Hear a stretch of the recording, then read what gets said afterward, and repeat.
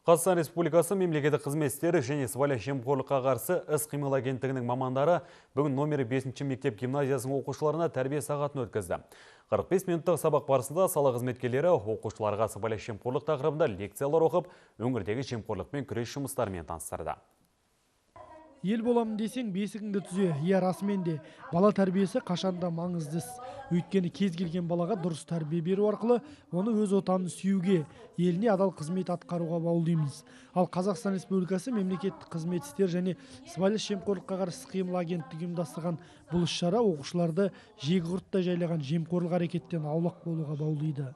Бүгінгі күнде сыбайлас жемқорлыққа қарсы сауаттандыру мәселелерін жастардың жастайынан, мектеп кезінен колледждердегі оқитын студенттердің арасында көптеп өткізетін болсақ, ол ел болашағы жастардың былайша айтқанда осындай мемлекеттің дамуына тежеу болатын факторларға қарсы иммунитеті қалыптасқан ұрпақ тәрбиелейтін боламыз. Яғни сауаттандыру жұмыстары бүгінгі күнде сыбайлас жемқорлыққа қарсы күрестің ең бірден-бір шешуші фактордың бірі болып табылады.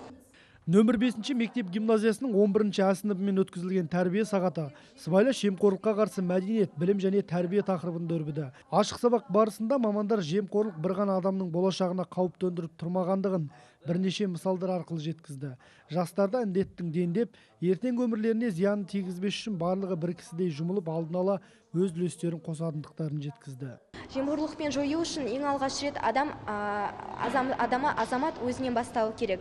Егер әрбір өскелең ұрпақ өзінен бастап алса, онда біз үлкен қоғам арқылы белсенділікпен сыбайлас жемқорлыққа қарсы күресе аламыз.